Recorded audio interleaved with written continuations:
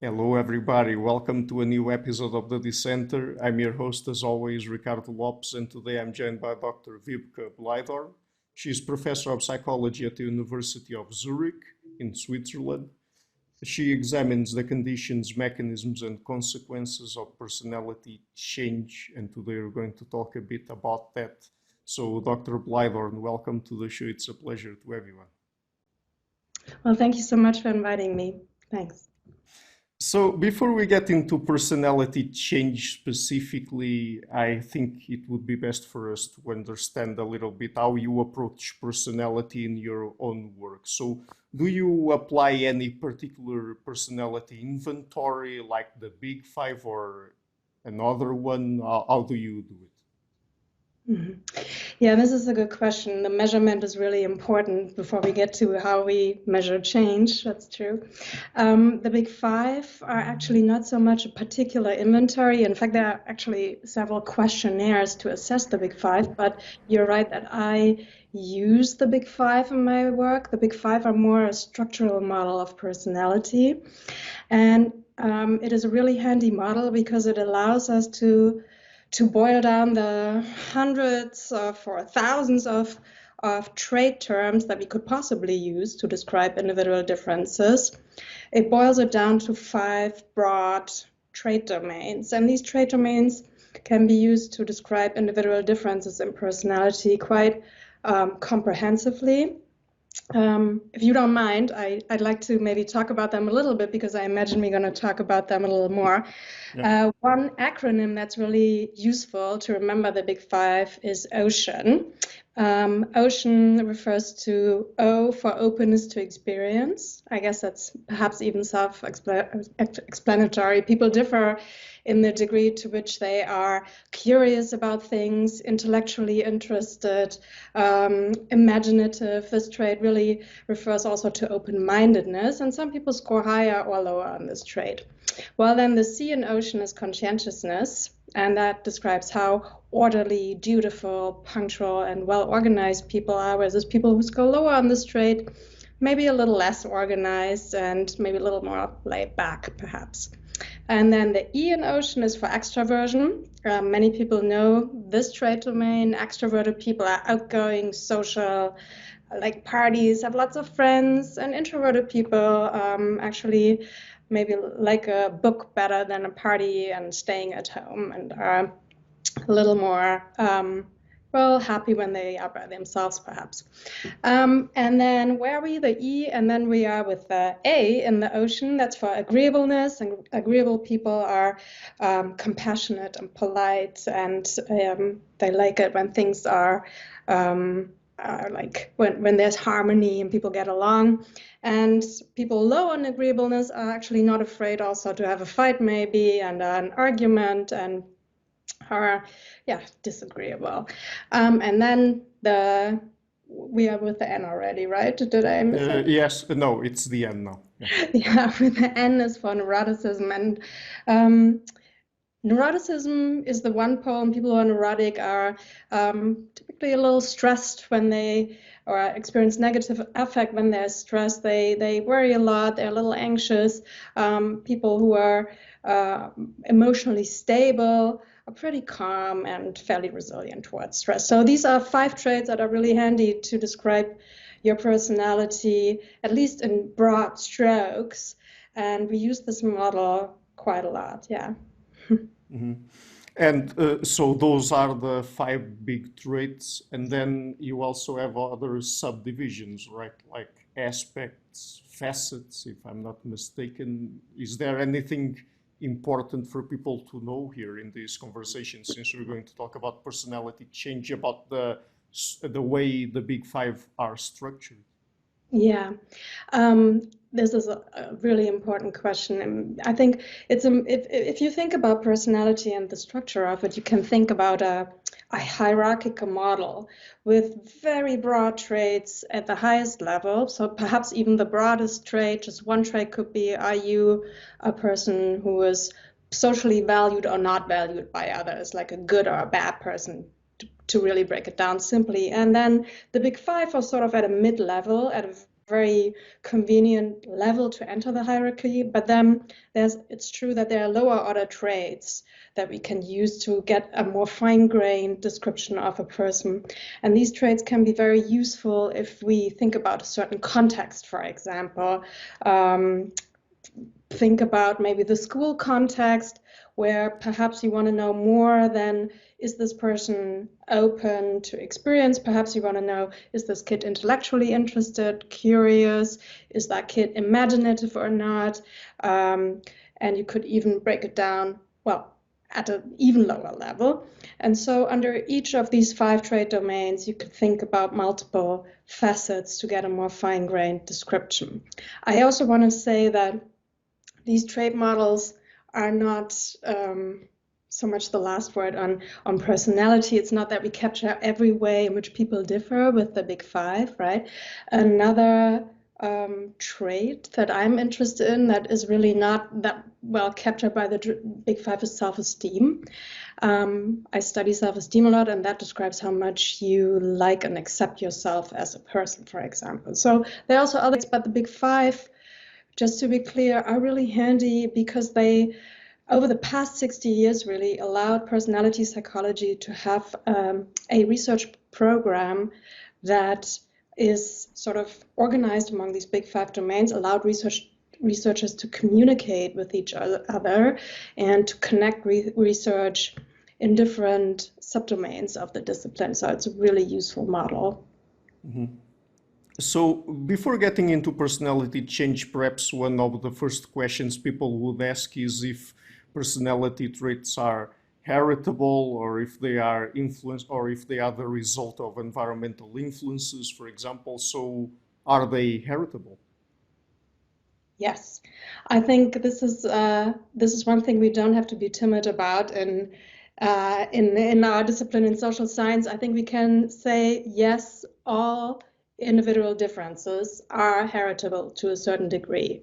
There's no trait that humans differ on that is not heritable. And that sounds kind of extreme, but it's really important to understand what heritability means in order to interpret this, because I understand that heritability is often misinterpreted. And so I just want to be very clear that individual differences in a trait, or it's the proportion of individual differences in a trait that can be explained by individual differences in genes. It does therefore refer to populations and traits, not to individuals. So knowing the heritability of a trait doesn't tell me anything about the genetic influences like in a particular person. That's very important to understand. It also doesn't tell me anything about the changeability of a trait. So heritable, they can very well be changed. And it also doesn't tell me anything about what the heritability would be like in 100 years, for example. So heritability is not a stable entity or a feature of a trait. It is really dependent on the population in which it is measured. This is really important to understand. But right now, one can say that the heritability of the big 5 ranges, depending on the study and the population, actually, I would say between 30 and 50%. So yeah, roughly half of the variance in traits can be explained by genetic influences. That also, of course, means, by conclusion, that the other half can be explained by environmental influences. So the environment also plays an important role. And what also, of course, plays an important role is the interaction between genes and environment, because these effects don't happen in a vacuum. It is much more the case that certain people with certain genetic predispositions enter the environment or a different environment than people with other genetic predispositions. And these environments have then different effects depending on their genetic makeup. Mm. And within the environment, we have, I mean, if we go along the literature on behavioral genetics, we have the shared and the non-shared environment, correct? I mean, is there a difference here in terms of the percentage of variability that is explained by one or the other? Well, one thing I know is that you talked to Matt McGoo very early on in your career. So I know he's the expert. He's one of the experts in this area. And he probably very likely told you that the shared environment plays little, like no role really in personality traits. It is non-shared environmental influences. And what does that mean? It means that within families, it is really the environments that make siblings more different from each other that matter, not so much things that would make people who share genes similar to each other. So everything that we can say is similar across people who grow up in the same family and share genes can be explained by the shared genes. Like shared environmental influences are not important for personality traits. Mm-hmm. And what is the earliest stage where it's possible to study personality traits? When do personality traits come online, or we are able to really see their manifestation in infants' behavior, for example? Yeah, I think if you ask parents, they will tell you, what do you mean? We can observe the personalities of our kids, like we could see that very early on. And I think many parents will also tell you that there's something stable there from many kids who will be sort of calm and regular when they're even only a couple of months old, to them very maybe emotionally stable people when they're adults. But the problem is that we are not very good at measuring that. So we still have sort of two disciplines of childhood temperament research and adult personality trait research that is only loosely connected. In my taste, it should be better connected. But the problem is, of course, that I have a toddler, and I'm happy if he eats with a spoon. I can certainly not give him a self-report personality questionnaire and ask him, so what are you like as a person? That doesn't work, of course. And so even other report methods, you would think, okay, why don't you ask them parents or perhaps kindergarten teachers? That has their own limitations because, of course, we as parents or our parents use their own models and ideas of personality. And it doesn't mean that there's no validity to it, but it's very difficult to assess these personality differences. And even if we could use these questionnaires, the question is, can we even compare the measures, right? Is a 3-year-old's curiosity comparable to a 25-year-old's curiosity, or do we need different indicators there? So all of this is to say that personality is visible and noticeable right away, and there's also some stability there from very early childhood on to old age even, but to really measure it continuously and have models that connect from early childhood to adulthood is very difficult. So in my own research, I typically start at age 16, really, with a few exceptions of younger samples, but this has measurement reasons, and I should also say ethical reasons, because I can ask informed consent from 16-year-olds or 18-year-olds and not so much from younger kids. Mm-hmm. By the way, since you start studying people around that age, when we talked about heritability, there's perhaps a question that would be interesting to get into here. Do you know if the heritability of personality traits as happens with other aspects of psychology, like, for example, intelligence, IQ, also increases with age, or is that something that doesn't happen? Yeah, colleagues of mine, Daniel Briley and Elliot Tucker-Drop, have done several meta-analyses on this topic, and they have found, interestingly enough, that actually the trends are a bit different for personality traits compared to intelligence as measured with IQ tests or cognitive ability tests. It seems as if actually heritability or the genetic influence doesn't increase across the lifespan. What increases are the non-shared environmental influences. So it looks like the environmental influence, actually, the relative proportion increases across the lifespan and is lower in childhood than later on in middle and late adulthood. Mm-hmm. So getting into the main topic of our conversation today, does personality change? Oh, yes. Yeah, it does. Um, Personality traits change for most people, really. Some aspects of their personality will change across the lifespan. Some of these changes might actually be drastic, at least when you look at these changes across a lifespan, right? Um, and some of these changes are normative. That means that many people undergo them, and age graded. Other changes might be non-normative, meaning these might be really connected to your own individual experiences.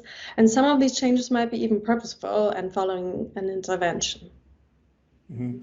And when we're talking here about changes and looking at the structure of personality when it comes to the big five, do they occur at what levels exactly? At the level of traits, facets, or what exactly?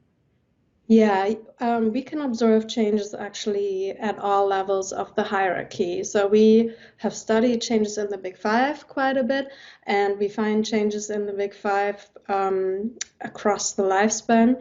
I guess we will talk a little bit perhaps more about the specific changes, and also at the level of facets. And indeed, it seems as if under certain circumstances, facets which are a little narrow, right, might be a little more malleable also.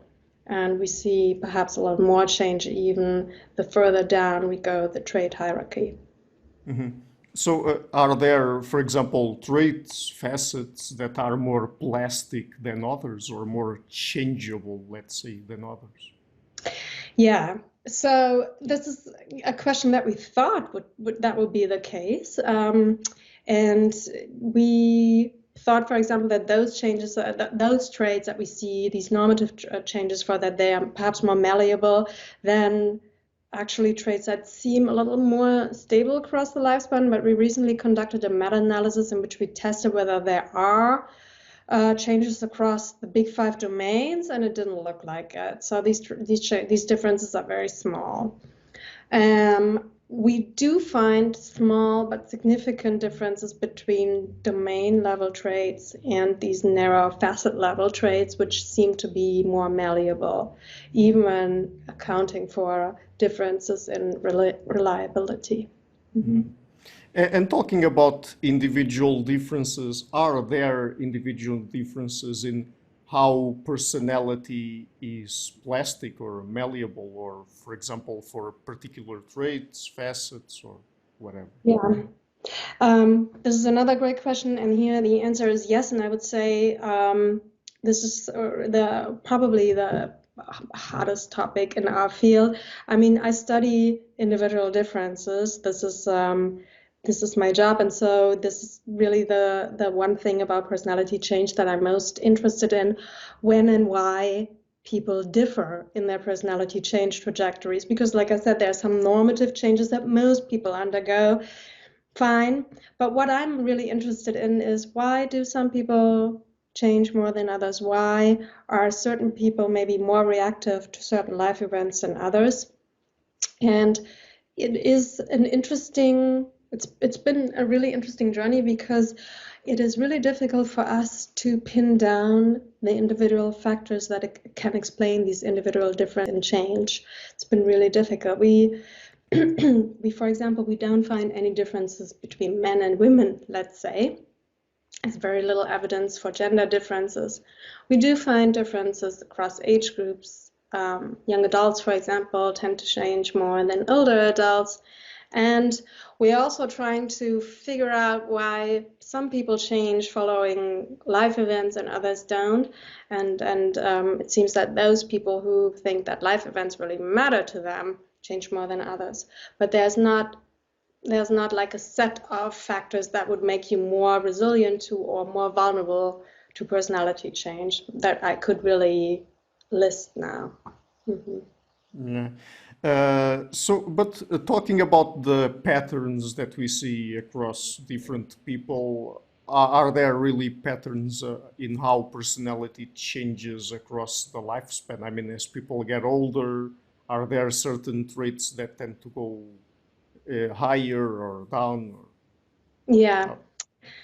Or, We just recently published a meta-analysis, and this is a meta-analysis that includes another meta-analysis. So this is the second meta-analysis on this topic, and we really tried to integrate the literature on this question. And we did this because you need many studies to truly answer the questions about lifespan trends, right? Because otherwise you would have to have a longitudinal sample that you follow from birth to death, and that should be representative of perhaps even the world population. Because that doesn't exist, we used meta-analytic techniques, and in doing this we found that there are fairly well established trends by now, namely that most people and traits that indicate psychological maturity, I would say, during young adulthood. And this is most people increase in emotional stability, in conscientiousness, and to a certain level also agreeableness in young adulthood. And this trend has been often referred to as the maturity principle of personality development, meaning that most people seem to mature as they grow up, because being conscientious, agreeable, and also emotionally stable is considered a fairly healthy and mature personality profile. The trends for openness to experience and extroversion are a little less clear. It seems that people tend to increase in openness as they leave school, and or at the peak, really, especially for those who go to college, there seems to be an increase in openness. With extroversion, it's really fairly stable across the lifespan. so as people move to adulthood, they tend to increase their conscientiousness, their agreeableness, and reduce their neuroticism. Is that it? Right. But again, these are the average effects, meaning there's a lot of individual differences and not everyone does that. But if you had to make a bet and you had to put money on those trajectories, that's where you put your money on, because that's the average trend that we see. Mm-hmm. And this has been cross-culturally validated or not? Well, I think I wouldn't go that far to say cross-culturally validated, because in the social science, and psychology is not an exception there, we are not very good at studying samples that are not Western educated, industrialized, rich, democratic samples.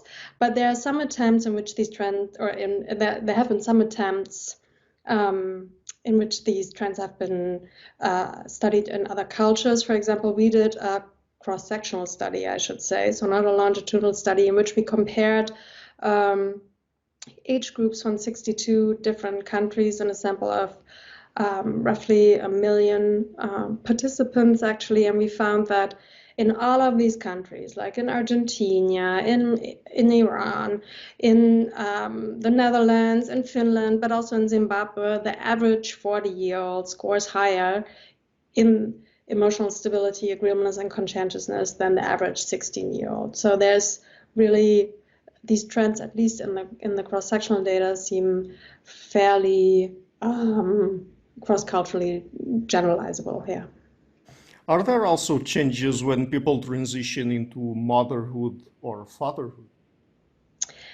That's what we thought. In fact, I spent some good amount of time on studying this question, because we thought, okay, what drives these trends of personality maturation? And we thought, okay, it looks like there must be certain demands. I mean, we know that there may be genetic effects on personality change, right? So there might be something like a genetic maturation program that makes it so while we grow up, we are not growing to our adult body height, but maybe we're also growing up to our adult personality profile.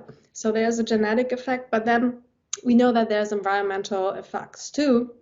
And we thought maybe it's in young adulthood, it's those life transitions that require us to grow up and be a mature person. And one of those life transitions that really seem to require us to be an adult is parenthood, right? So we thought, okay, parents are probably, they are needed to be emotionally stable. They need to be more conscientious than they've been previously, and they need to be agreeable. That's sort of, that comes with the role, right? And we thought if this is true, then we would expect that people who are parents score higher in these traits than people who aren't parents. And we would even see that people who go through this transition before and after parenthood would increase in these traits.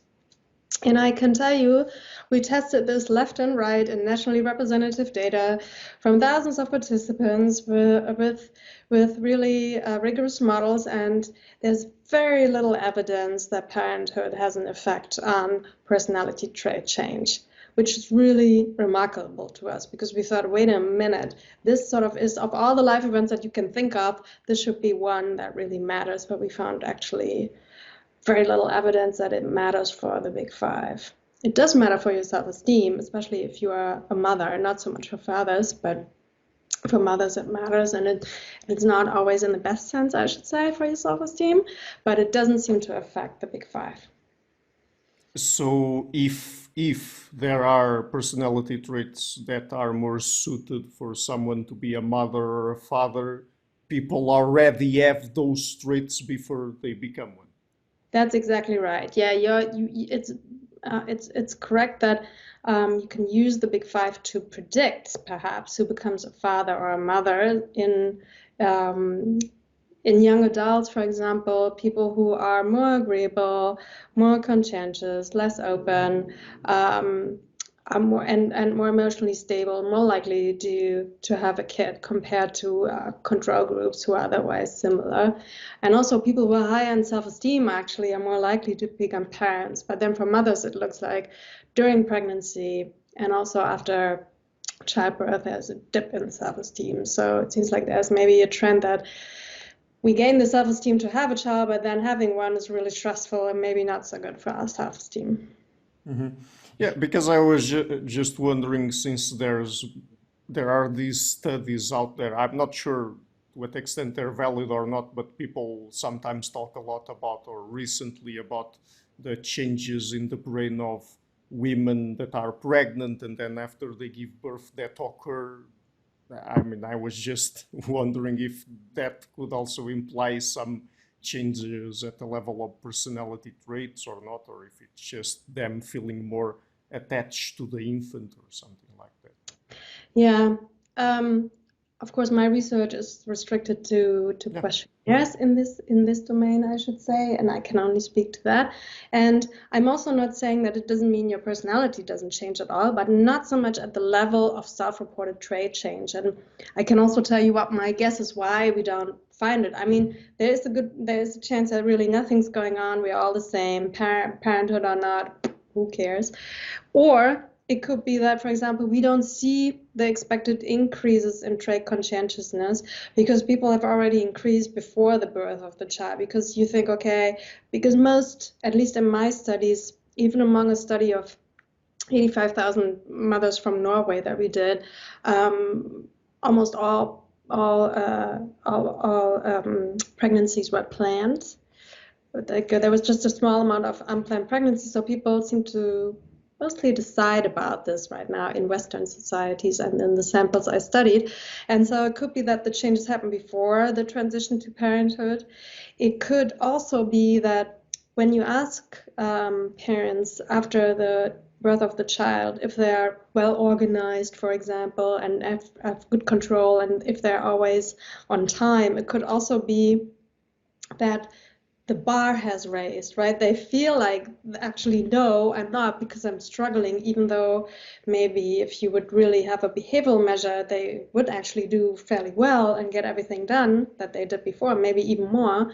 But now, because the bar has been raised, they felt like they're always stressed and maybe not so conscientious. So this could be another reason why we don't see these changes as much as we predicted.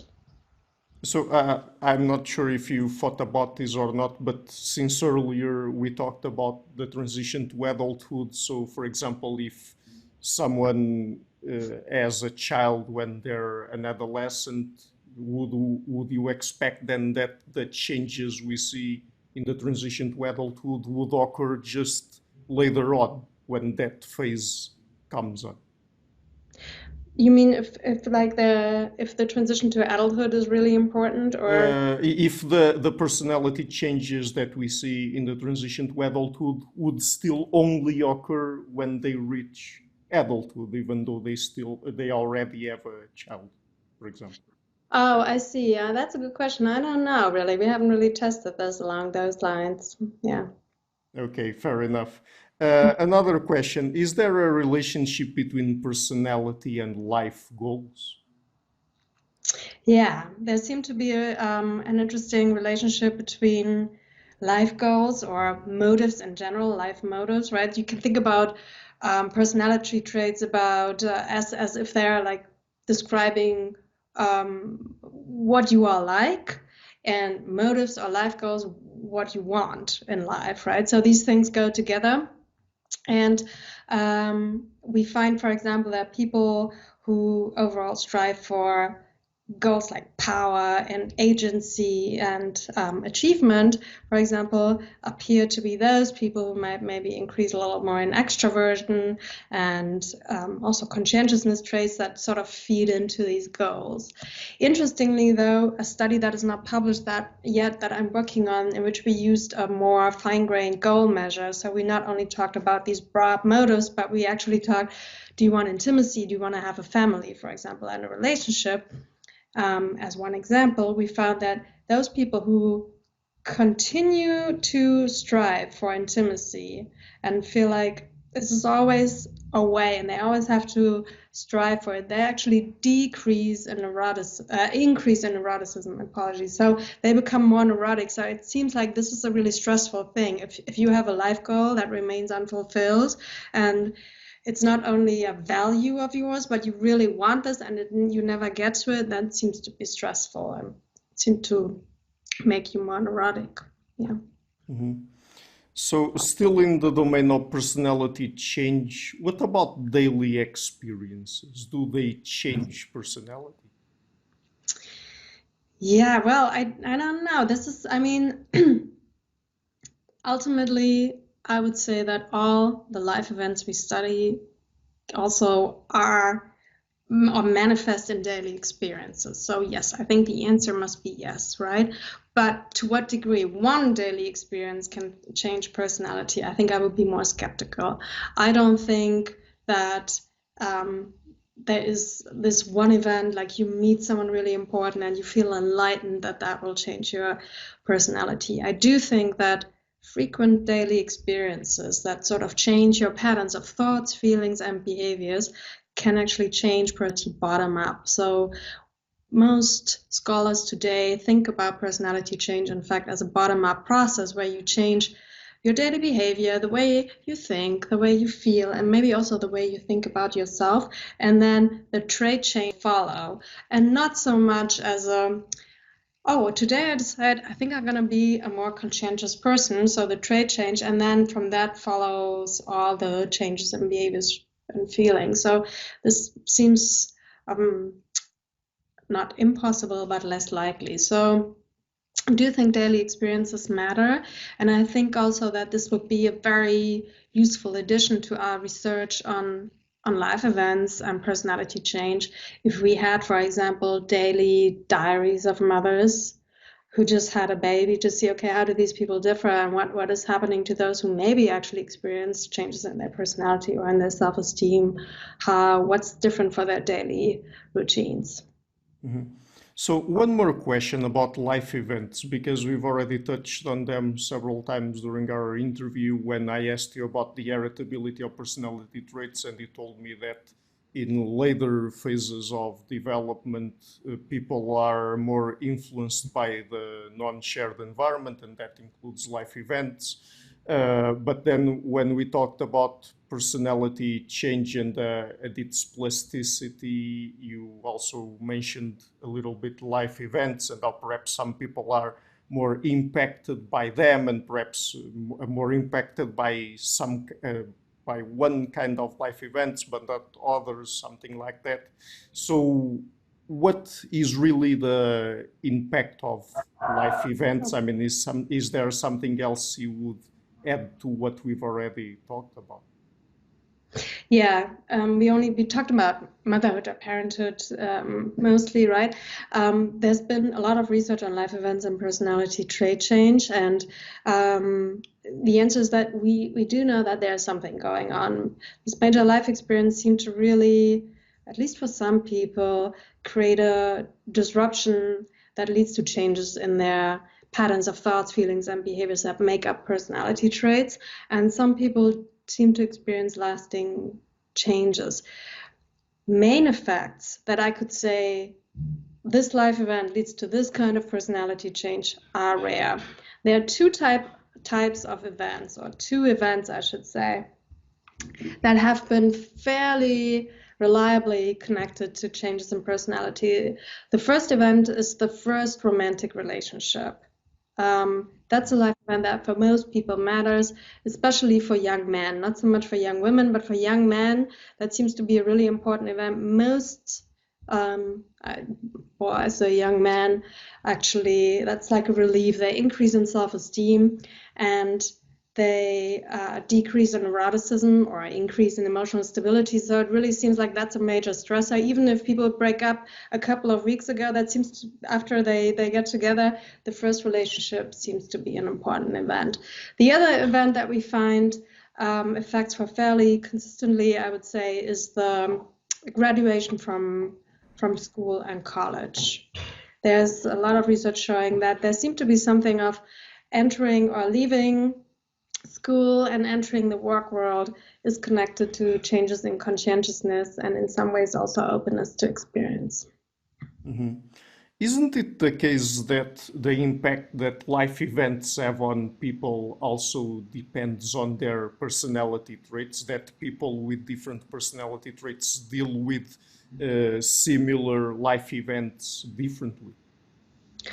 Yeah, that is certainly true, and it's also true that personality traits predict the occurrence of life events. And so if you use personality traits as predictors, that's really helpful, but the changes after, not so much. And personality traits itself, so if you score high or low on a certain trait, doesn't necessarily tell you that much how you change in that personality trait either. So that connection doesn't really exist. What we found, now this study is also not published yet, but we found that in a nationally representative sample where people experience different life events, if we ask them which life event was really important to you, and we only look at those people who said parenthood was really important to me, then we can actually see main effects for those people who say, oh, that event was really relevant and I think it had an effect on my personality.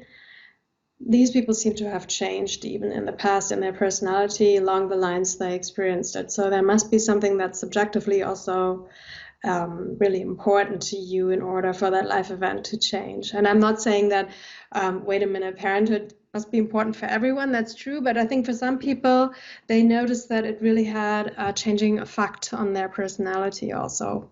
And it seems that non-psychologists are pretty good at identifying whether this was a life-changing event or not.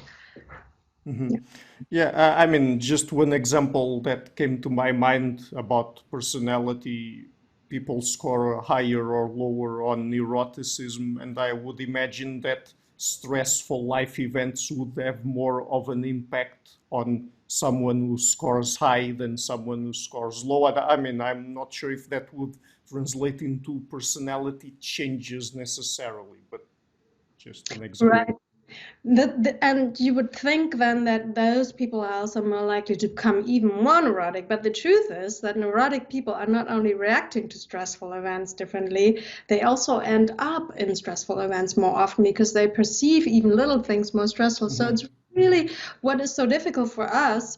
And I'm not saying that that's not the case, what you said. I'm just saying it's really difficult empirically to tease apart what has the person actually led to this event and what does the event do to the person, because personality typically predicts whether you experience an event or not, and neurotic people are more likely to experience more stressful events and perceive events as more stressful.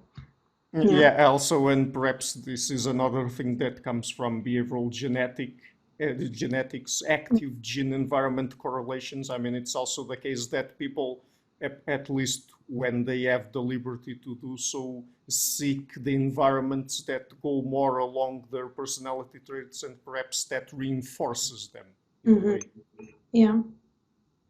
So, just one last topic. Can people deliberately change their personality? I'm going to say yes, but I want to say that there are at least two caveats. Maybe I should think about before I just say two. There's two broad sets of caveats. The first is that in order to deliberately change your personality, you must really want to change your personality. Now, this is actually true for many people. Several studies have shown that people actually would be open to changing their personality if offered. People must also think it's possible, so that it is feasible to change their personality, because some people think, my personality is set like plaster, there's nothing I can do anyway, I live with that. So these two things must happen. And then if you go with the model I just told you to, that you change your thoughts, feelings, and behaviors over time, people really have to engage in these new patterns of thoughts, feelings, and behavior actually over a fairly amount of time. So it's like practicing, really. It's like practicing a new trait, right? So if you want to become, let's say, more open to experience, right? Not many people are actually interested in changing this trait. Many people seem to be fine with where they score, but let's say you just want to be more outgoing, or more curious, more open to new things, then you would have to give yourself perhaps challenges and say, okay, I will eat out and try a new dish that I've never had before with ingredients that I don't even know. Tomorrow I will go to a museum, then maybe I learn a new instrument, I read a new book, maybe I read a newspaper that has contradictory views to what mine typically are right now. And you really have to engage with these ideas over and over and over again. And the idea is then over time you might actually become more habitual, and over time you might also see yourself who's open to experience, because you are a person who engages in different ideas and perhaps also then are aesthetically interested, more imaginative and curious. Now, this also tells you the limitations here, right? That it is not as easy as some of the self-help books that you might find in the bookstore suggest, where like, be a new person, try the 12-step program that we offer here. This is not as easy as it seems. So to change personality traits, at least what we find, to even have small effects, it requires a lot of practice and work for you to do that. And the existing studies that there are pretty promising. There have been personality interventions, also digital interventions, little apps, game-based apps, for example. They're really interesting. The issue with these is that the studies are fairly short. So most studies that exist on this topic are a couple of months long, and they show that there are effects. But of course, what we really want to know is, are these effects sustainable? Do we also see these being stable if we assess people again in 2 years ago? And right now we are waiting for those results to come in. Okay, so Dr. Bleidorn, before we go, would you like to tell people where they can find you and your work on the internet? Yeah, I know my name is perhaps if you just pronounce it, very difficult to find. I'm a professor of psychology, like you said, at the University of Zurich. So if you Google individual differences and assessment and my last name, you will find me and my team on the internet. And also I have a Google Scholar page if you're interested in my latest research. That'd be great if you would check that out. Okay, great. So thank you so much again for taking the time to come on the show, and it's been a real pleasure to talk to you. Well, thank you so much. I'm really impressed for your research on this topic and the way you ask the questions. I know this is really difficult to dive into all these different areas of research. Thank you. Okay, so let me just different areas of research. Thank you. Hello everybody, thank you for watching this episode until the end. To keep the channel sustainable, I would like to ask you to please visit my Patreon page and consider making a pledge there, starting at $1 per month. You also have links to PayPal. Otherwise, and if you like what I'm doing, please share it, leave a like and hit the subscription button. This show is brought to you by Enlights, Learning and Development Done Differently. Check their website at enlights.com.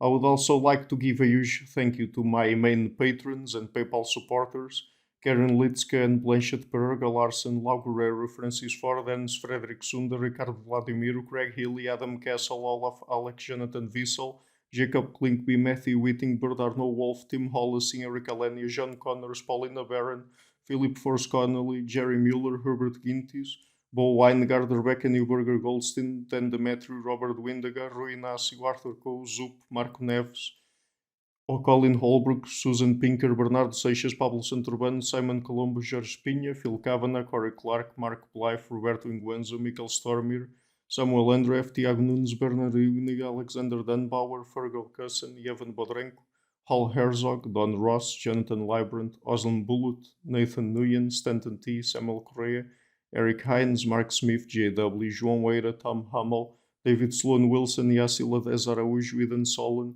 Romain Roach, Dmitry Grigoriev, Diego Londonio Correa, Tom Roth, Yannick Punter, Adana Rusmani, Nicole Barbaro, Adam Hunt, Pavel Ostazewski, Alec Bach, Catherine and Patrick Tobin, Al Ortiz, Guy Madison, Gary G. Allman, João Linhares, Lida Cosmidis, Saima Afzal, Adrian Yegi, Nick Golden, Paulo Tolentino, João Barbosa, Jules Price, Edward Hall, Edin Bronner, Franca Bortolotti, Gabriel Ponce Cortez, Ursula Litska, Denise Cook, Scott, Zachary Fish, Tim Duffy, Todd Shackelford, and Sonny Smith. My producers is our web, Jim Frank, Lucas Stafiniak, Ian Gilligan, Luís Caetano, Tom Vanek, Dam Curtis Dixon, João Linhares, Benedict Mueller, Vega Guidi, Sardus France, Thomas Trumbull, and Nuno Welder, and my executive producers Michel Rugieski, Rosie, James Pratt, Matthew Lavender, Sergio Adriano, and Bogdan Kanivat. Thank you for all.